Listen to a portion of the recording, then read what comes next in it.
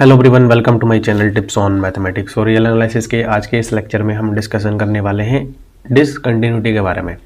देखो, डिसकंटिन्यूटी से पहले मैंने कंटिन्यूटी डिस्कशन किया था आप लोगों के साथ, एक इंट्रोडक्शन वीडियो भी बनाया था और अलग अलग टाइप के एग्जाम्पल लेकर के हमने समझा भी था, ठीक है ना।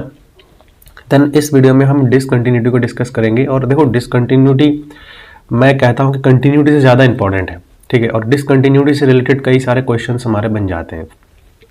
जनरली क्या होता है, डिसकंटिन्यूटी में टाइप्स ऑफ डिसकंटिन्यूटी आ जाता है ना, अलग अलग टाइप के डिसकंटिन्यूटी होते हैं, तो उसको हम डिस्कस करेंगे। तो आज के इस वीडियो में हम डिसकंटिन्यूटी के साथ साथ जो है रिमूवेबल डिसकंटिन्यूटी को डिस्कस करेंगे, ठीक है। तो स्टार्ट करते हैं, बात करते हैं डिसकंटिन्यूटी। तो आपको पता ही होगा कि कोई भी फंक्शन है वो अगर किसी पॉइंट पर कंटिन्यूस नहीं है तो उसको हम डिसकंटिन्यूस कहते हैं, ठीक है। तो देखो, a function f which is not continuous at a point a is said to be discontinuous at a point a। मतलब कोई भी फंक्शन है जो कि किसी पॉइंट पर कंटिन्यूस नहीं है तो उसको हम डिसकंटिन्यूस बोलेंगे। a is called a point of discontinuity, यहाँ पर आप स्मॉल ही कर लीजिएगा इसको, ठीक है। a is called the point of discontinuity of f और f is said to have a discontinuous at a। तो हम f को ये कह सकते हैं कि जो है वो इस पॉइंट पर डिसकंटिन्यूस है। इसको मैंने पहले भी आपको बता रखा है डिसकंटिन्यूटी हमारा क्या होता है। अब एक इंपॉर्टेंट चीज यहाँ पर क्या है कि अगर कोई भी फंक्शन है वो किसी भी इंटरवल के किसी एक पॉइंट पर जो है डिसकंटिन्यूस है तो हम पूरे इंटरवल में कहेंगे कि वो फंक्शन डिसकंटिन्यूस है। क्लियर है? एग्जाम्पल लेके बताता हूँ। देखो, यहाँ पर लिखा हुआ है a function which is discontinuous even at a single point of an interval, then function is called the discontinuous on the interval, ठीक है ना। तो हम यहाँ पर ये चीज कह सकते हैं कि फंक्शन भी हमारा जो है इंटरवल में तो हम यहाँ पर ये लिखेंगे interval is said to be, ऐसे लिख देता हूं मैं इसको भी पूरा, is said to be discontinuous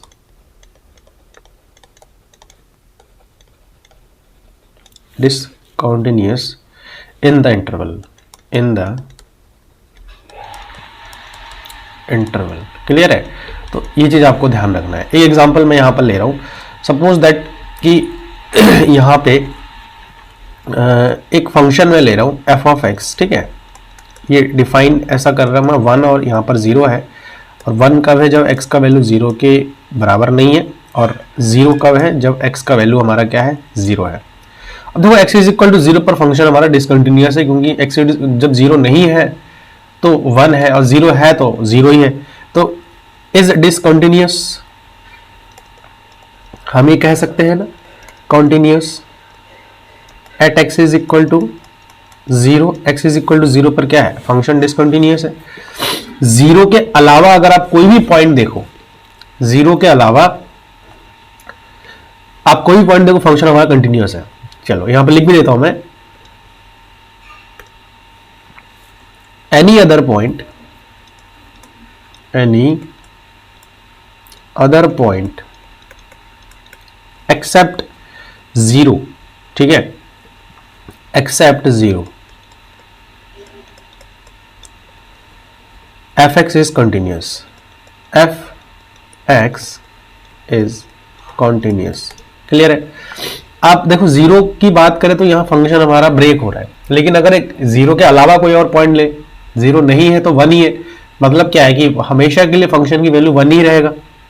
0 के अलावा कोई भी पॉइंट ले तो हमेशा के लिए अगर फंक्शन की वैल्यू 1 है तो कहीं ना कहीं फंक्शन हमारा कंटिन्यूस फंक्शन बन जाएगा, ठीक है। अब ना एक चीज यहां पर थोड़ा सा समझना है, और ये है क्या कि देखो, ये जो फंक्शन है fx जो है हमारा 1,2 में कंटिन्यूस हो जाएगा। अगर मैं बात करूं 1,2 की तो fx हमारा कंटिन्यूस बन जाएगा। समझ में आया? क्योंकि देखो, इसमें 0 नहीं आ रहा है, तो इस देखो ये जो फंक्शन है, ये फंक्शन हमारा इसमें तो कंटिन्यूस है, ठीक है ना, इसमें कंटिन्यूस है। क्यों? क्योंकि देखो इसके अंदर 0 नहीं है। अभी मैंने एक पॉइंट यहां पर लिखा है ना कि a function which is discontinuous even at a single point of an interval is said to be discontinuous in the interval, ठीक है। अगर किसी इंटरवल के एक सिंगल पॉइंट पर भी वो फंक्शन डिसकंटिन्यूस होता है तो हम उस पूरे इंटरवल में कहेंगे कि फंक्शन हमारा डिसकंटिन्यूस है। तो देखो, इसके अंदर हमारा इसके हर एक पॉइंट पर देखो, 1 और 1 से लेकर 2 तक जितने भी पॉइंट है सब में हमारा फंक्शन कंटिन्यूअस है। लेकिन मैं अगर बात करूं, एक इंटरवल लूं यहाँ पे -1 और 1, तो आप देख लो कि ये जो है हमारा इंटरवल अब डिसकंटिन्यूअस है, डिसकंटिन्यूअस है। क्यों? क्योंकि देखो जीरो इसके अंदर लाई कर रहा है कहीं ना कहीं, और वो जीरो जो है जीरो पर फंक्शन ब्रेक हो रहा है हमारा, तो फंक्शन हमारा जीरो पर ही डिसकंटिन्यूअस दिखा रहा है। तो इसका मतलब ये जो इंटरवल है, इस इंटरवल में तो हमारा फंक्शन डिसकंटिन्यूअस हो जाएगा। लेकिन अगर मैं 1,2 की बात करूं तो यहां पर फंक्शन हमारा क्या हो जा रहा है? कंटिन्यूअस हो जा रहा है, just simple.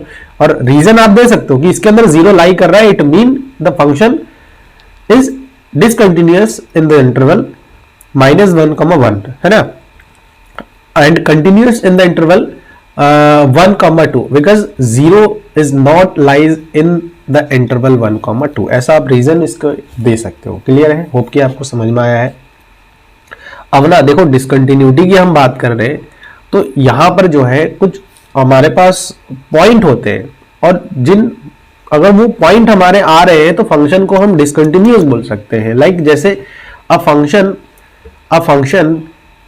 f can be discontinuous at a point x is equal to a because of any of the following reason हमारे क्या क्या हो सकते हैं? देखो, f is not defined at a। बात करें पहले पॉइंट की, तो अगर किसी भी पॉइंट पर ये फंक्शन जो है किसी पॉइंट पर डिफाइन नहीं है, तो उस कंडीशन में वो हमारा डिसकंटिन्यूअस हो जाएगा। इस पॉइंट के बारे में मैंने कल भी आपसे डिस्कशन किया था, तो ये एग्जांपल भी आपके साथ मैंने शेयर किया था। तो चलिए एग्जांपल की हेल्प से हम समझते हैं कि मान के चलिए एक फंक्शन है हमारे पास जो कि r से 1 को मैं माइनस करके ले रहा हूं और ये डिफाइन हो रहा है r टू r में, और एक फंक्शन हमारे पास है f of x sin x है। अब देखो sin x जो है ना, जो है अब डिसकंटिन्यूअस हो जाएगा x at x is equal to, क्योंकि 1 तो है ही नहीं ना, 1 तो है ही नहीं। तो sin x के लिए मैं ये चीज लिख सकता हूं ना कि f(x) is discontinuous because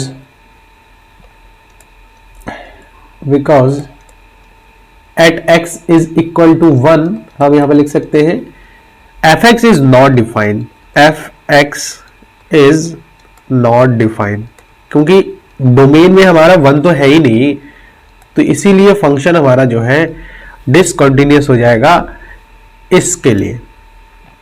ठीक है ना? तो यही चीज यहां पर समझाने की कोशिश किया है। पहला पॉइंट है कि f जो है डिफाइन ही नहीं हो किसी पॉइंट पर, तो वो डिसकंटिन्यूअस हो जाएगा। दूसरा, अगर मैं दूसरे पॉइंट की बात करूं, limit f(x) does not exist, अगर मैं बात करूं लिमिट की, तो लिमिट हमारा एग्जिस्ट ही ना करे। और लिमिट एग्जिस्टेंस की क्या परिभाषा होती है, मैंने आपको बताया था ना कि दूसरा पॉइंट को चलो मैं डिस्कस करता हूं, लिमिट एग्जिस्ट कब नहीं करेगा। देखो, अगर मैं लिमिट लेफ्ट हैंड लिमिट लेता हूं, राइट हैंड लिमिट की मैं बात करता हूं, limit x tends to a, f of x does not exist. ठीक है, limit x tends to a, f of x जो है डज नॉट एग्जिस्ट का मतलब यही हुआ कि लेफ्ट हैंड लिमिट और राइट हैंड लिमिट हमारा क्या हो, डज नॉट एग्जिस्ट, बराबर ही ना हो। दैट इज हम यहां पर कह सकते हैं limit x tends to a, left hand limit f of x does not equals to limit x tends to a positive f of x। ठीक है, दोनों हमारे क्या हो, बराबर ही ना हो। क्लियर है? तीसरा पॉइंट यहां पर इन्होंने लिया limit of the function and the value of the function at a point. ठीक है, point both exist but not equal. अब देखो यहां पर क्या है, तीसरा पॉइंट बड़ा ही इंटरेस्टिंग पॉइंट है, और इस पॉइंट में यही कहा है कि देखो फंक्शन जो है ना, लिमिट ऑफ द फंक्शन मतलब क्या है कि देखो ये चीज limit x tends to a f of x, ये भी एग्जिस्ट कर रहा है, एंड फंक्शन का जो वैल्यू है उस पॉइंट पर इज ऑल्सो एग्जिस्ट, ये भी एग्जिस्ट कर रहा है। लेकिन दोनों हमारा क्या है, दोनों एग्जिस्ट तो कर रहा है, लेकिन हमारा दोनों क्या है, बराबर नहीं है। लाइक जैसे अभी यहां पर मैं बात करूं कि f of limit x tends to a, f of x does not equal to f of a। तो इस कंडीशन में भी हमारा फंक्शन क्या हो जाएगा, डिसकंटिन्यूअस हो जाएगा। देखो घूम फिर के हमारा डेफिनेशन हर एक वे में अगर मैं डिफाइन करूं तो कहीं ना कहीं घूम फिर के वही चीज निकल के आ जा रहा है कि हाँ एक ही चीज इंपॉर्टेंट है और ये ही डेफिनेशन है। ठीक है, कि कोई फंक्शन अगर कंटिन्यूअस है तो हम इक्वल बता देंगे, ये अगर इक्वल है तो कंटिन्यूअस हो जाएगा, और अगर इक्वल नहीं है तो जो है डिसकंटिन्यूअस है। सिमिलरली ये पॉइंट भी वही चीज इंडिकेट कर रहा है जो अभी आपको मैं समझा रहा हूं। ठीक है, चलो क्या करते हैं ना, हम छोटा सा एग्जांपल के हेल्प से इसको समझते हैं कि फंक्शन जो है हमारा डिसकंटिन्यूअस अगर एग्जिस्ट कर रहा है बोथ, तो डिसकंटिन्यूअस कैसे होगा, चलो पर बात करते हैं। एक एग्जांपल मैं यहां पर ऐड कर रहा हूं, सेम वही एग्जांपल है, लाइक एफ ऑफ एक्स जो है वो 1 दिया हुआ है अगर x की वैल्यू 0 नहीं है, और 0 दिया हुआ है अगर x की वैल्यू 0 है। ठीक है, अब देखो मैं अगर यहां पर लिख लूं limit x tends to a, sorry a नहीं, अब हम पॉइंट हम 0 लेंगे, सॉरी यहां पर थोड़ा मिटा देता हूं उसको मैं, यहां पर जो है 0 ले लेंगे, 0 नेगेटिव कर देता हूं मैं क्योंकि मैं लेफ्ट हैंड लिमिट ले रहा हूं। एफ ऑफ एक्स तो 0 से छोटे के लिए फंक्शन की वैल्यू क्या है, 1 है। ठीक है, एंड बात करूं limit x tends to 0 positive f of x, तो एफ ऑफ एक्स की मैं अगर बात करूं तो यहां पर जो है 0 से बड़ी, थोड़ी सी बड़ी वैल्यू तो यही देगा 1, मतलब देखो लिमिट हमारा एग्जिस्ट कर गया है। ठीक है, तो फंक्शन लिमिट जो है, फंक्शन का जो लिमिट है, limit x tends to 0 F of x जो है ये 1 है, दैट इज ये एग्जिस्ट कर गया।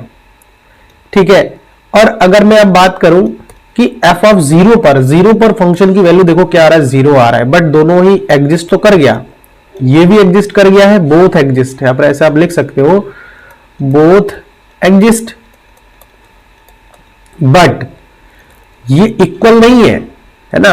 Limit x tends to 0 F of x does not equal to f of 0, तो हम ये कह सकते हैं कि जो दिया गया फंक्शन है वो हमारा क्या है, कंटिन्यूअस नहीं है। इतनी सी बात हमको क्या करनी थी, सो यहां पर हम लिख देंगे इट इंप्लाई जो एफ ऑफ एक्स है इज डिसकंटिन्यूअस, है ना, डिसकंटिन्यूअस किस पर, at x is equal to 0 पर, ये भी हमें मेंशन करनी पड़ेगी। तो होप कि समझ में आया है। मैंने तीनों पॉइंट आपको डिस्कस करके बताया है कि अगर इन तीनों में से कोई भी एक केस जो है आपका सेटिस्फाई कर रहा है ना, कोई भी एक केस आ रहा है तो फंक्शन हमारा डिसकंटिन्यूअस हो जाएगा। पहला था हमारा f इज नॉट डिफाइंड, अगर f उस पॉइंट पर डिफाइन ही ना हो, अगर लिमिट एग्जिस्ट ही नहीं कर रहा हो, और अगर लिमिट दोनों, देखो लिमिट हमारा दोनों एग्जिस्ट कर रहा हो और फंक्शन की वैल्यू भी उस पॉइंट पर बराबर हो, सॉरी फंक्शन की वैल्यू भी उस पॉइंट पर एग्जिस्ट कर रहा हो, लेकिन दोनों उस कंडीशन में हम ये कह सकते हैं कि जो हमारे पास फंक्शन है वो डिसकंटिन्यूअस है एट दैट पॉइंट, है ना। तो आई थिंक ये चीज आपको अच्छे से क्लियर हो गया है। अब जो है हम एक, मैं यहां पर कुछ एग्जांपल आपके लिए ऐड करूंगा एंड देन आप उसको थोड़ा सा कोशिश करिए समझने की। एक एग्जांपल मैं ले रहा हूं, ठीक है। एग्जांपल क्या है कि हम एक फंक्शन डिफाइन कर रहे हैं, लेट एफ आर से आर में डिफाइन है, ध्यान रखना आर से आर में डिफाइन है। तो मैं अगर बात करूं पहले एग्जांपल की मैं अगर बात करूं तो यहां पर एफ ऑफ एक्स में ले रहा हूं sine x, F of x में क्या ले रहा हूं, साइन एक्स ले रहा हूं, ठीक है। दूसरा मैं यहां पर ले रहा हूं एफ ऑफ एक्स, आपको थोड़ा सा दिमाग लगाने कौन सा कंटिन्यूअस होगा और कौन सा कंटिन्यूअस नहीं होगा, कॉस ऑफ एक्स, यहां पर मैं कॉस एक्स लिख देता हूं, कॉस एक्स, ठीक है। तीसरा मैं यहां पर लिख रहा हूं f of x is equal to 1/x। चौथा मैं लिख रहा हूं f of x is equal to x square. पांचवा मैं यहां पर लिख रहा हूं f of x is equal to 4 और 6 एग्जाम्पल मैं यहां पर लिख रहा हूं f of x is equal to x, और x की जो वैल्यू है वो जब -1 और +1 के बीच में है तो x हो जाएगा, और अंडर रूट ऑफ x कब मिलेगा, जब x की जो वैल्यू है वो 1 से बड़ी या फिर बराबर होंगी। तो अब आपसे मेरा क्वेश्चन ये है कि इनमें से कौन कौन सा फंक्शन है जो कि कंटिन्यूअस होगा और कौन कौन सा डिसकंटिन्यूअस होगा। ठीक है, चलो पहला फंक्शन को पकड़ते हैं। और पहला फंक्शन देखो साइन एक्स है, और आप पूरे होल रियल नंबर पर अगर लेते हो तो साइन एक्स का ग्राफ आपको पता है कि भैया कंटिन्यूअस ही होना है, कहीं पर कोई भी एक ऐसा पॉइंट नहीं है जहां पर फंक्शन की वैल्यू डिफाइन नहीं है। आर से आर में है तो होल रियल नंबर में फंक्शन की वैल्यू डिफाइन है पूरा, कोई दिक्कत नहीं है, फंक्शन हमारा कंटिन्यूअस ही होगा। तो ये होल रियल नंबर में हमारा क्या हो जाएगा, कंटिन्यूअस हो जाएगा। सिमिलरली मैं बात करूं cos x की, तो cos x भी पूरे रियल नंबर में कंटिन्यूअस होगा, इसमें भी कोई दिक्कत वाली बात नहीं है, क्योंकि कोई भी एक ऐसा पॉइंट नहीं है जिस पॉइंट पर cos x जो है डिफाइन ही नहीं हो रहा है। समझ में आ रहा है, डिफाइन ही नहीं हो रहा है, तो ये भी हमारा क्या हो जाएगा, कंटिन्यूअस हो जाएगा। ऐसी मैं बात करूं इसका, तो ये हमारा देखो x 1/x है। तो आप एक चीज देख रहे होंगे कि जो 1/x है, देखो आर रियल नंबर की बात करूं मैं, तो रियल नंबर में आपका सारे के सारे नंबर्स होते हैं।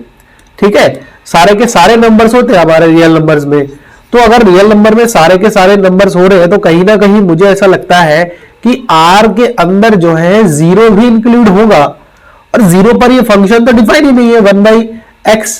ठीक है ना, x हमारा अगर जीरो हो गया, इन केस x अगर जीरो अगर हो गया तो फंक्शन नॉट डिफाइंड। ठीक है, not defined at x is equal to 0, इसीलिए हमारा जीरो नहीं होना चाहिए। तो देखो कहीं ना कहीं आर में जीरो आ रहा है, इसका मतलब ये फंक्शन हमारा जीरो हो जाएगा, डिसकंटिन्यूअस हो जाएगा। ठीक है, at x is equal to 0, ये चीज आपको देखना है। अगर मैं बात करूं एक्स स्क्वायर, तो कहीं ना कहीं एक पॉलिनोमियल फंक्शन में हमें बहुत ज्यादा सोचने की जरूरत नहीं है, ये हर एक पॉइंट पर डिफाइन ही होगा, तो ये हमारा क्या हो जाएगा, कॉन्टिन्यूअस हो जाएगा। ये भी हमारा सिमिलरली पॉलिनोमियल टाइप का फंक्शन होता है, तो ये भी हमारा क्या हो जाएगा, कॉन्टिन्यूअस हो जाएगा।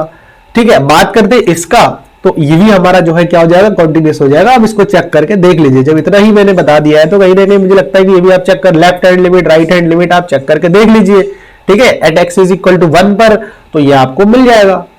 क्लियर है, तो होप कि जो एग्जांपल मैंने अभी यहां पर लिया है ना आप लोगों के लिए, ये अच्छे से क्लियर हुआ है ना।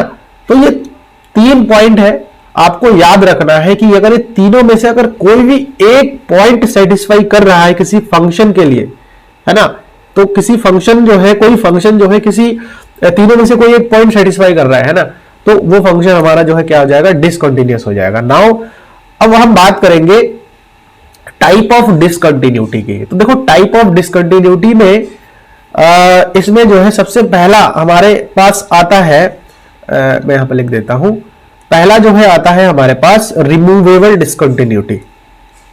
ठीक है, रिमूवेबल डिसकंटिन्यूटी।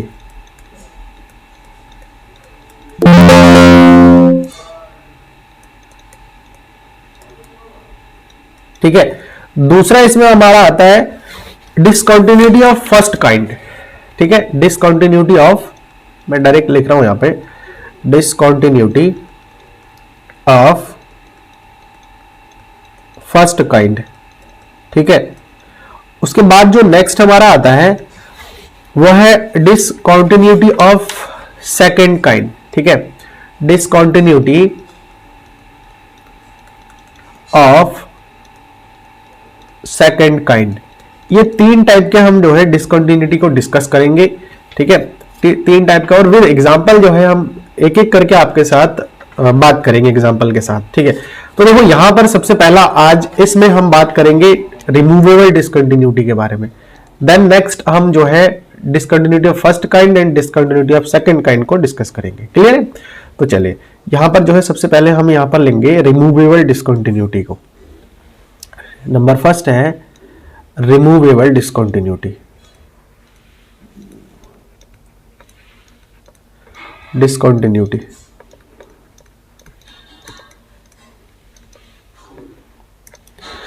तो रिमूवेबल डिसकंटिन्यूटी नाम से पता लग रहा है कि कोई एक फंक्शन ऐसा आएगा, ठीक है, जो कि किसी पॉइंट पर डिसकंटिन्यूअस होगा, और अगर वो उस पॉइंट पर डिसकंटिन्यूअस है तो हम उसको क्या करेंगे, कुछ फंक्शन को रीडिफाइन करके हम क्या कर सकते हैं, उसको कंटिन्यूअस बना सकते हैं। यही हमारा जो है रिमूवेबल डिसकंटिन्यूटी हो जाएगा। तो यहां पर मैं थोड़ा सा लिख देता हूं, late let a be a limit of s, a be a limit of s। ये s हमारे पास कोई एक डोमेन है such that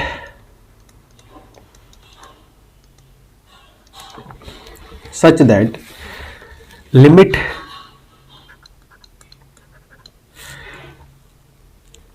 x tends to a, f of x exist करेगा, then f has removable discontinuity,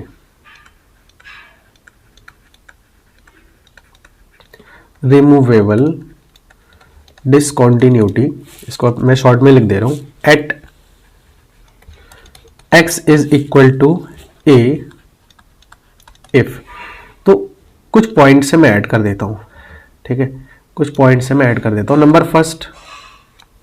number first है कि अगर a जो है h का मेंबर ही नहीं हो, ठीक है, a जो है क्या है, h का मेंबर ही नहीं हो। देखो a के लिए सबसे पहली बात तो इन्होंने ये बता रखा है कि a जो है लिमिट पॉइंट है h का, ठीक है, a जो है लिमिट पॉइंट है h का, लेकिन a अगर s के अंदर में ही नहीं है, देखो हो सकता है लिमिट पॉइंट हो सकता है, लेकिन कोई जरूरी नहीं लिमिट पॉइंट उसके अंदर एग्जिस्ट करे, उस सेट के अंदर एग्जिस्ट करे, ये जरूरी नहीं होता, ये आपको बताइए।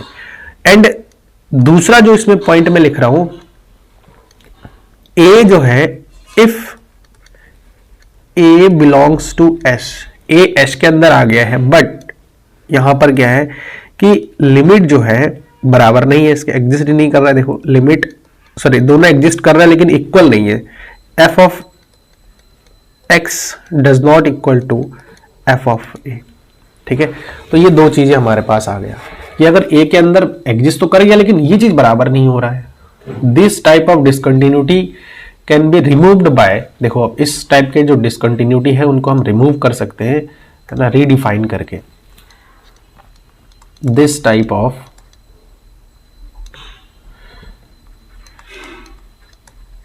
discontinuity can be removed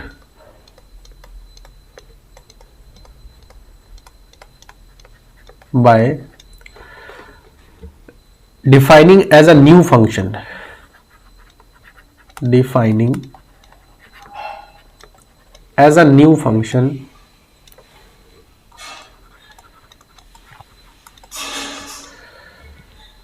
new function g, ठीक है, एज g ऑफ x। और gx कैसे डिफाइन करेंगे, x जो है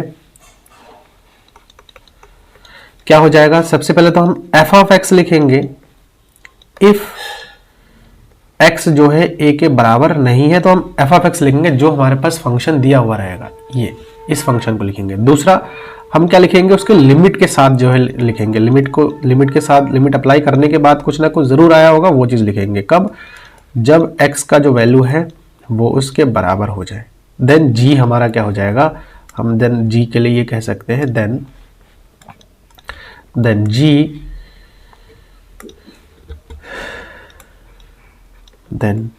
g इज कॉन्टिन्यूस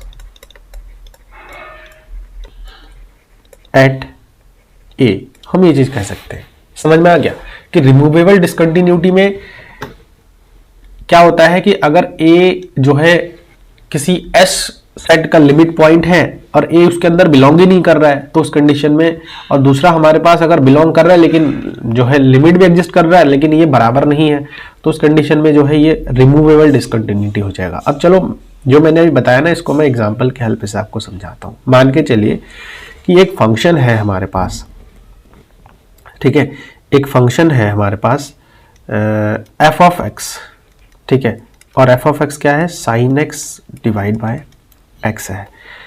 अब ना यहां पर जो है x 0 के बराबर तो नहीं होना चाहिए, तो डोमेन ऑफ डेफिनेशन की मैं अगर बात करूं तो देखो डोमेन ऑफ डेफिनेशन की अगर मैं बात करूं तो यहां पर जो है आर में से जो रियल नंबर आर है, आर में से क्या है 0, तो हम माइनस ही कर दे रहे हैं, मतलब जो एस बन रहा है हमारा ये चीज बन जा रहा है। तो पॉइंट जो है, पॉइंट जो हमारे पास 0 है ना, ये जो 0 है वो हमारा इस एस के अंदर तो है ही नहीं, तो ये तो डिसकंटिन्यूअस हो जाएगा। लेकिन अब देखो ये डिसकंटिन्यूअस हो गया ना, अब हम क्या करेंगे कि जो दिया गया फंक्शन है, हम अभी तो मैंने लिखाया था ना आपको कि सबसे पहले फंक्शन को हम gx के फॉर्मेट में कैसे लिख सकते हैं। देखो यहाँ पे gx के फॉर्मेट में हम कैसे लिख सकते हैं, तो वैसे हम काम करेंगे। तो सबसे पहले तो यहाँ पर फंक्शन को सबसे पहले हम देख लेते हैं कि जो दिया गया फंक्शन था, दूसरा यहाँ पर क्या आ जाएगा, जो एफ ऑफ एक्स है वो साइन एक्स बाई एक्स है, कब, जब x का वैल्यू 0 के बराबर नहीं है, और 0 कब है, जब x का वैल्यू एग्जैक्टली इक्वल टू क्या है 0 के बराबर है। तो यहां पर आप देख सकते हो कि जो लिमिट है, limit x tends to 0 F of x हमारे पास क्या आ जाएगा, जो है limit x tends to 0 sine x divide by x that is equal to 1। और मैं अगर बात करूं एफ ऑफ 0 एट 0, तो 0 पर 0 आ जाएगा। तो हम ये चीज देख रहे हैं, सिंस जो लिमिट है, limit x tends to 0 F of x does not equal to f of a पर जो वैल्यू बराबर नहीं है, दैट मीन जो f है इज डिसकंटिन्यूअस है ना, discontinuous at x is equal to 0। तो ये रिमूवेबल डिसकंटिन्यूअस है, लेकिन इसको हम जो है रिमूव कर सकते हैं बाय रीडिफाइनिंग द फंक्शन। अब हम यहां पर क्या करेंगे, फंक्शन को रीडिफाइन करेंगे, ठीक है, बाय define the function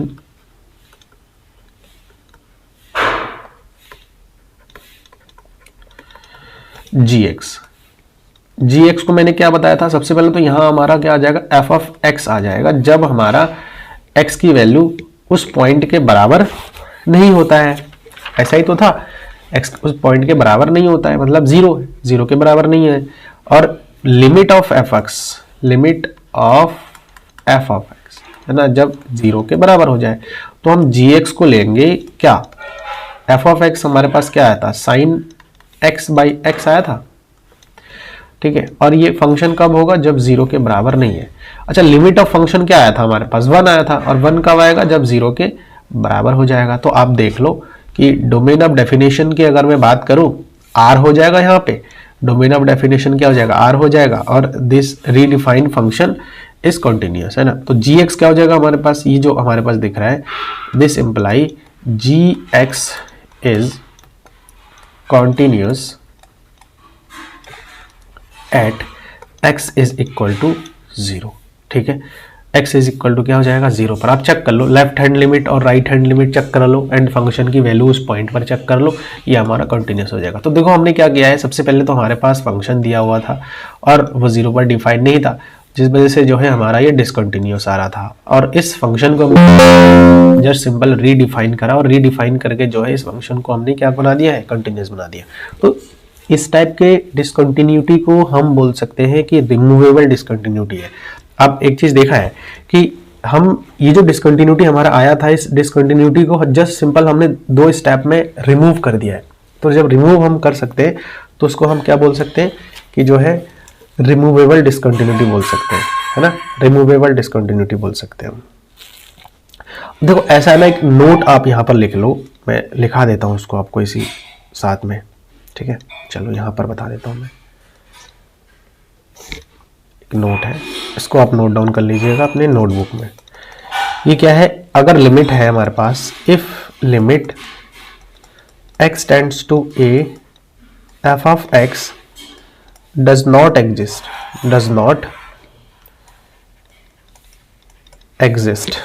ठीक है, then function cannot be made continuous, then function cannot be made continuous। ये इंपॉर्टेंट बात है कि देखो यहां पर क्या था, यहां पर कंडीशन क्या था, देखो लिमिट दोनों का ही लिमिट एग्जिस्ट कर रहा था ना। देखो इसका लिमिट ये एग्जिस्ट कर गया था, 1 आ रहा है, इसका मतलब एग्जिस्ट कर रहा है, ये 0 आ गया, ठीक है। तो मेनली हमें लिमिट पर फोकस करना है। लिमिट कहीं अगर इनफाइनाइट आ गया, कुछ इस टाइप से आ रहा है, तो एग्जिस्ट ही नहीं कर रहा है, लिमिट हो सकता है कि एग्जिस्ट ना कर रहे हो, तो उस कंडीशन में हम चाहे आप कोई भी टाइप का डिसकंटिन्यूटी को डिस्कशन कर लो, तो वहां फंक्शन को हम कंटिन्यूस बता ही नहीं सकते। तो ये पॉइंट हमने यहाँ पर लिखा दिया आपको कि फंक्शन, अगर फंक्शन का जो लिमिट है वो एग्जिस्ट ही नहीं कर रहा है, then function can not be made the continuous function. ये एक इंपॉर्टेंट बात है। कभी कभी दिमाग में भी आ सकता है कि डिसकंटिन्यूअस आ गया, हम फिर से उसको रीडिफाइन कर रहे हैं, तो कभी भी आपका कंटिन्यूअस फंक्शन नहीं बनेगा। तो आपकी जो रिमूवेबल डिसकंटिन्यूटी था, जो मैंने आपको अभी समझाया, वो क्लियर हो गया है। और अगर किसी प्रकार का डाउट है तो आप लोग कमेंट बॉक्स में मेरे को लिख सकते हैं, ठीक है। वीडियो सही लगे उसको आप लोग लाइक करिए, और चैनल पर नए तो उसको सब्सक्राइब कर लेना, साथ ही साथ नोटिफिकेशन बेल को भी प्रेस कर देना, ठीक है। अब जो है नेक्स्ट हम डिस्कशन करेंगे discontinuity of first kind and second kind को, ठीक है। मिलते हैं नेक्स्ट वीडियो में। Thank you so much.